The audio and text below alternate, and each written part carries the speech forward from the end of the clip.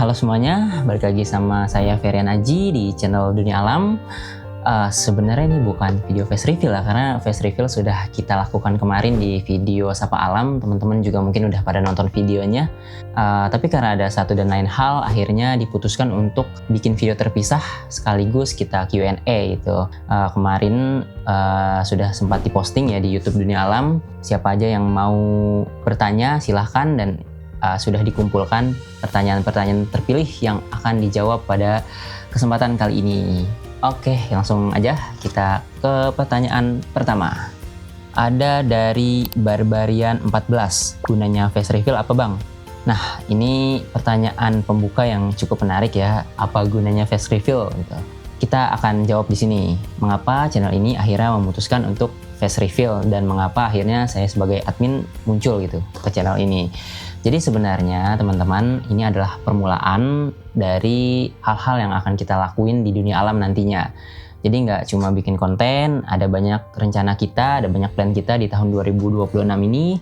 Nah teman-teman tunggu aja. Semoga semua rencana tersebut bisa berjalan sesuai rencana, jadi teman-teman tetap tunggu. Itulah alasan kenapa akhirnya channel ini mencoba untuk face reveal. Pertanyaan selanjutnya ada dari Davas Gaming 62, tagar Q&A. Bang, awal mula bikin ini channel alasannya karena apa? Dan kenapa milih channel yang ngebahas soal alam? Dan kenapa nggak yang lain aja dari banyaknya opsi konten yang bisa dibuat di YouTube? Ini ada beberapa pertanyaan yang kira-kira serupa ya, jadi akan coba dijawab secara keseluruhan gitu. Oke, kita akan cerita tentang channel ini. Pertama, channel ini itu dibuat sekitar 3 tahun lalu, teman-teman. Pada saat itu berawal dari keresahan tentang konten edukasi alam di Indonesia. Sudah banyak sih waktu itu konten-konten kreator yang bahas tentang flora dan fauna, tapi yang benar-benar berbasis sains dan edukasi itu masih sedikit. Nah, waktu itu tuh temanya tuh masih didominasi sama hal-hal kayak misalnya 7 hewan terkuat di dunia misalkan gitu, harimau versus beruang, mana yang lebih tangguh gitu dah, dan sebagainya. Sementara edukasi yang benar mendalami sains dengan detail gitu yang masih sangat sedikit gitu.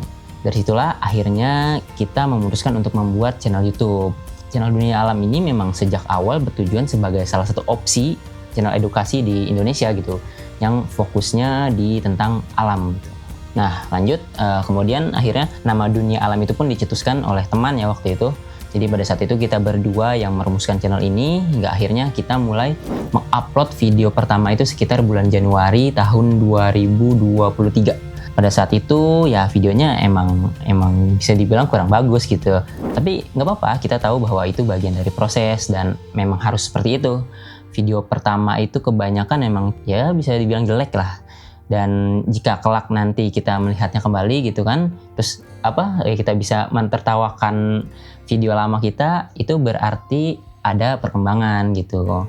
Nah, tanpa diduga ternyata banyak nih yang tertarik nontonin konten-konten kita gitu, yang benar-benar ini tuh semua kayak melampaui ekspektasi lah.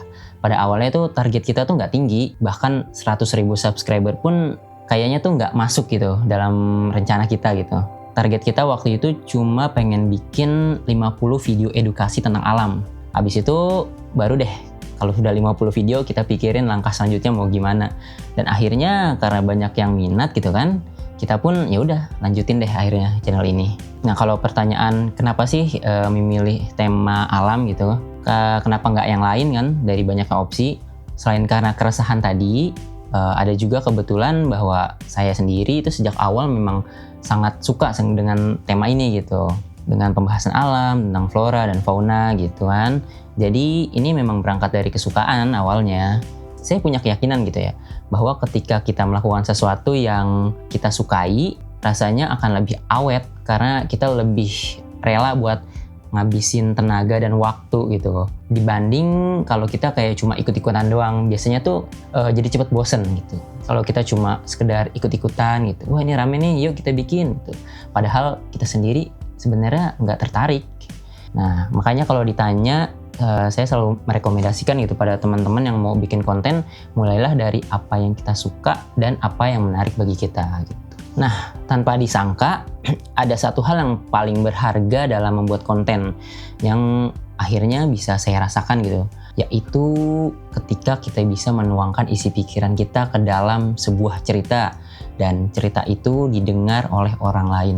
Itu adalah sesuatu yang menurut saya sih sangat istimewa gitu, dan hal yang paling menyenangkan dalam membuat konten bisa dibilang seperti itu sih. Misalnya gini, teman-teman pasti kan punya nih kesukaan dan ketertarikan masing-masing ya. Contohnya kita ambil sejarah deh. Nah, kalau teman-teman suka tentang sejarah, itu kan pasti tentu teman-teman bakal rela ngeluangin waktu, tenaga gitu buat mencari tahu, terus membaca, menonton video-video tentang sejarah dan sebagainya gitu. Nah, lalu pasti teman-teman bakal seneng banget gitu, bakal sangat excited ketika apa yang kita suka itu bisa diceritain ke orang lain. Pasti teman-teman bakal rela gitu cerita panjang lebar ketika ada orang yang mau dengerin cerita teman-teman gitu. Kalau inspirasi sendiri sebenarnya banyak ya. Dari berbagai sisi kita bisa terinspirasi dari banyak hal gitu. Misal editingnya dari siapa gitu, terus pembawaannya dari siapa. Dan setiap konten mungkin beda-beda gitu. Dan setiap fase pun kita bisa cari inspirasi itu bisa kita ambil terus gitu, bisa kita cari terus. Tapi ada satu channel yang sebagai inspirasi utama untuk akhirnya channel ini tuh lahir gitu. Nah, channel apa? Ini dia channelnya. Lanjut dari Kenzi 1153. Hal yang paling abang sukai saat membuat konten itu apa? Ya tadi itu yang tadi dibilang, akhirnya kita bisa menceritakan apa yang ada di kepala kita gitu, apa yang selama ini cuma ada di dalam pikiran kita. Kalau hal yang paling sukai ya kan bercerita itu sebenarnya dari banyak aspek ya. Misalnya saat kita menulis itu pun sudah bagian dari kita bercerita sebenarnya, menulis narasinya, menulis skripnya, sampai kita rekaman voice over gitu kan. Itu juga bagian dari cerita, dari tulisan yang mungkin tulisan itu kan kayak tampak datar lah. Jadi lewat voice over di situ kita bisa menambahkan ekspresi lewat suara kan, bisa ngatur intonasinya, nadanya, kecepatan dan sebagainya. Itu juga bagian dari bercerita teman-teman. Terus kemudian proses editing juga sama gitu. Mulai dari pemilihan gambar, pemilihan sound effect, pemilihan suara sampai fase gitu, fase-fase di videonya, potongan-potongannya, bahkan sampai hal sekecil jeda antar kalimat itu pun bagian dari cerita gitu, bagian dari membangun cerita itu sendiri. Kemudian dari Rifki Baiki 5777, untuk buat satu konten biasanya butuh berapa hari buat selesai dari awal sampai akhir? Itu sih sebenarnya tergantung kontennya ya. Ada beberapa konten yang paling cepat tuh biasanya 5 hari. Tapi bisa juga sampai 2 minggu, bahkan ada beberapa yang masih sampai sekarang belum selesai gitu naskahnya. Jadi tergantung sih kalau itu. Kemudian dari Anwar Kolbi 8, tagar Q&A bang. Satu, dari semua flora dan fauna Indonesia atau yang pernah lu bahas, mana yang paling menarik? Kedua, pas bikin video bagian mana yang paling susah menurut lu? Tiga, ada nggak flora atau fauna Indonesia yang pengen banget lu bahas tapi belum kesampaian? Oke, satu ya.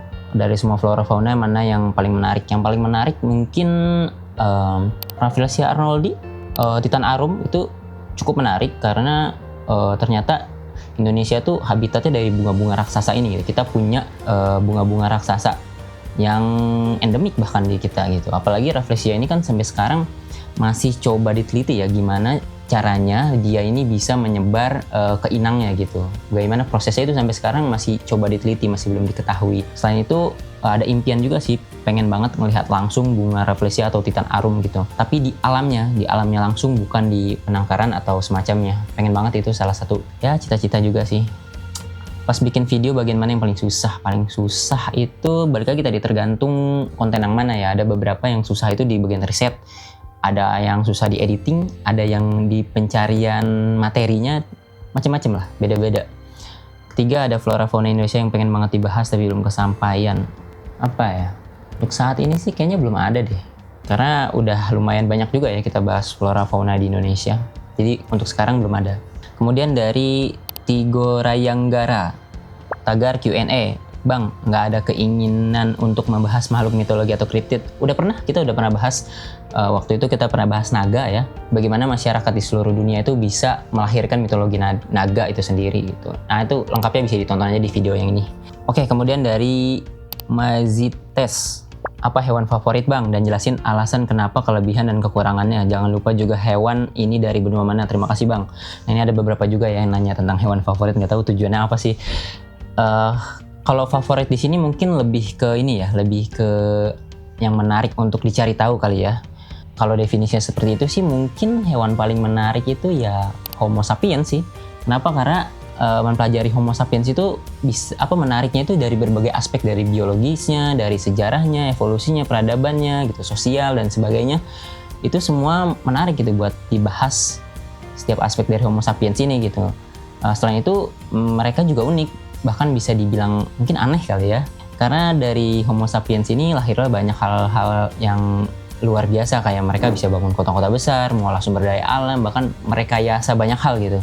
Merekayasa benda mati sampai merekayasa makhluk hidup. Meskipun secara genetik cuma berbeda dikit gitu dengan simpanse, tapi perbedaan dalam kemampuan dan perilakunya ini cukup mencolok gitu antara Homo sapiens ini. Jadi ya Homo sapiens itu benar-benar unik sih buat dipelajari. Jadi kalau ditanya hewan kesukaan, mungkin Homo sapiens ya, dalam arti tertarik untuk memahami lebih dalam. Kemudian dari Mahesa 2606, kira-kira menurutmu apa langkah yang tepat buat melestarikan hewan-hewan yang terancam punah karena dilihat semakin kesini semakin miris dengan situasi dan kondisi alam kita? Sebenarnya berbagai upaya itu sudah dilakukan ya sama pihak-pihak terkait yang berfokus pada konservasi, dan ya memang seperti itu gitu caranya, kayak penangkaran, terus pelestarian habitat, terus edukasi kepada masyarakat, terus penegakan hukum gitu. Cuma ya kita tidak perlu mencari langkah lagi, sebenarnya langkahnya ya benar yang tadi ini nih yang disebutin, tinggal dimaksimalin aja gitu sih paling. Nah masalahnya kalau kita ngomongin tentang konservasi itu banyak aspek gitu ya yang terlibat, nggak cuma masalah tentang melindungi saja, ada juga aspek ekonomi di sana, ada juga aspek politik gitu, itu sangat-sangat berpengaruh ya, gitulah lika-liku dunia konservasi. Kemudian dari user strip FD4I X9OI1Z, mengapa banjir di banyak wilayah Indonesia terus terjadi setiap tahun, bahkan di daerah yang dulu tidak rawan banjir? Dan sejauh mana faktor kerusakan lingkungan, alih fungsi lahan, dan tata ruang yang buruk lebih berperan dibanding faktor curah hujan semata? Apakah banjir masih bisa disebut bencana alam atau sudah berubah menjadi bencana akibat kelalaian manusia? Pertama-tama yang kita perlu ketahui ya, bahwa Indonesia itu memang ada beberapa wilayah yang tanpa ada pemukiman pun memang sudah pasti banjir gitu, kayak rawa atau lahan basah gitu, di mana tempat air berkumpul secara alami. Tapi sekarang banyak wilayah tersebut yang dialihfungsikan jadi pemukiman gitu. Misalnya kita ambil contoh Jakarta ya. Jakarta itu dulunya tuh penuh sama rawa-rawa, sungai-sungai itu banyak di sana. Tapi ketika pembangunan dilakukan tanpa perencanaan yang matang gitu, tidak adanya sistem drainasi yang baik, ya airnya jadi terperangkap dan banjir akhirnya. Yang mana memang di beberapa tempat tuh tanpa harus ada pemukiman pun sudah pasti banjir gitu. Apalagi ketika itu dibangun tanpa memikirkan perencanaan yang benar-benar matang gitu. Kalau dari apakah termasuk tempat yang bahkan dulu tidak rawan banjir, ini sih kita harus periksa data dulu ya, di mana tempatnya gitu. Karena setiap tempat tuh pasti punya faktor yang beda-beda, sehingga susah kalau kita samaratakan. Nah, kalau ditanya faktor-faktor tadi kayak kerusakan lingkungan dan semacamnya, tapi yang jelas gini, semua faktor itu tuh adalah yang saling mempengaruhi gitu. Jadi daripada kita mencoba menimbang-nimbang, lebih baik ya kita mengantisipasi, karena kan alam ini kan, cuaca ini kan suatu hal yang di luar kontrol ya, dan yang bisa kita kendalikan itu kan ya mitigasinya gitu. Ibaratnya misalnya teman-teman lagi berkendara gitu, nah kecelakaan apa enggaknya itu bergantung sama nasib memang, tapi teman-teman bisa antisipasi gimana mengurangi resiko kecelakaan, atau gimana kalau kecelakaan itu tidak menyebabkan cedera yang fatal gitu, atau kerugian yang jauh lebih parah. Jadi yang bisa kita lakuin itu sih, salah satunya adalah dengan menjaga lingkungan dan membuat tata kelola yang baik gitu. Selanjutnya dari Abid 999, kenapa kelelawar bermanfaat bang? Soalnya pernah baca bang, pagar Q&A. Mengapa kotoran kelelawar dianggap bermanfaat? Nah sebenarnya sih kita perlu tahu ya, di sini tuh bermanfaat ini untuk apa gitu, harus diperjelas gitu, apakah untuk manusia atau apa. Tapi yang jelas kalau kita lihat dari sudut pandang ekologi, ya semua limbah makhluk hidup itu termasuk kotoran, itu bagian dari alam. Misalnya kotoran hewan itu bisa jadi pupuk gitu kan, atau bisa jadi sumber makanan buat organisme lain kayak kumbang kotoran atau lalat gitu. Tapi kita juga harus ingat gitu bahwa kotoran ini juga menjadi media penyebaran penyakit, dari mulai mikroba sampai cacing itu juga bisa tersebar lewat kotoran. Jadi kalau kita bicara manfaat, ya kita harus melihat konteksnya dulu sih. Kalau bagi alam, ya kotoran itu memang bagian dari siklus kehidupan. Intinya dalam ekosistem semua itu saling terkait gitu. Dan kotoran tetap menjadi bagian dari keseimbangan alam itu sendiri. Kemudian dari @nuga_o9o tagar Q&A, Bang pernah kepikiran kah buat bikin yayasan konservasi? Dulu sih awal bikin channel tuh sempet berhayal gitu ya. Ya kayaknya asik nih bikin lembaga konservasi gitu. Tapi sekarang seiring berjalannya waktu, ternyata lembaga konservasi itu udah banyak banget teman-teman. NGO yang bergerak di konservasi itu sudah sangat banyak. Jadi alih-alih untuk bikin yang baru, alangkah lebih baiknya kita maksimalin aja yang ada ini. Dan udah kita saling berkolaborasi aja. Gitu sih. Kemudian dari Rikai Raihana, apa harapan untuk hutan alam Indonesia Min? Dan tanggapannya tentang kondisi saat ini. Hutan Indonesia. Harapannya sih ya tentu saja bisa lebih lestari, berfungsi sebagaimana mestinya, karena ya kita adalah negara tropis. Awalnya Indonesia itu memang didominasi oleh hutan tropis kan, meskipun kita juga punya habitat lain yang juga sama pentingnya kayak rawa, lahan gambut dan lain-lain. Tapi ya harapannya hutan kita bisa lebih lestari, nggak dieksploitasi secara berlebihan dan nggak hanya dimanfaatkan untuk keuntungan semata. Dan kita juga tahu kan bahwa hutan itu punya banyak fungsi, bukan cuma penghasil oksigen. Kan akhir-akhir ini viral tuh, katanya oksigen itu justru paling banyak tuh dari laut. Ya memang benar sih, tapi kan hutan itu lagi-lagi bukan cuma buat oksigen kan. Ini juga bagian dari keseimbangan ekosistem ya. Teman-teman tahu sendiri lah, fungsi hutan tuh banyak sekali gitu. Dan sekarang sangat disayangkan ya, negara tropis yang secara alami kaya akan hutan, kini kondisinya tuh memprihatinkan. Bahkan dulu itu setiap rumah minimal tuh punya satu pohon teman-teman. Tapi sekarang ya menanam pohon aja susah gitu, mau nanam di mana. Oke teman-teman, segitu aja ya Q&A kali ini. Jangan bersedih teman-teman yang pertanyaannya belum bisa dijawab ya. Kedepannya akan ada banyak konten-konten baru lagi dari channel Dunia Alam, dan ya jangan lupa subscribe juga channel Ferian Aji. Di sana kita bakal bahas banyak hal yang nggak ada di Dunia Alam.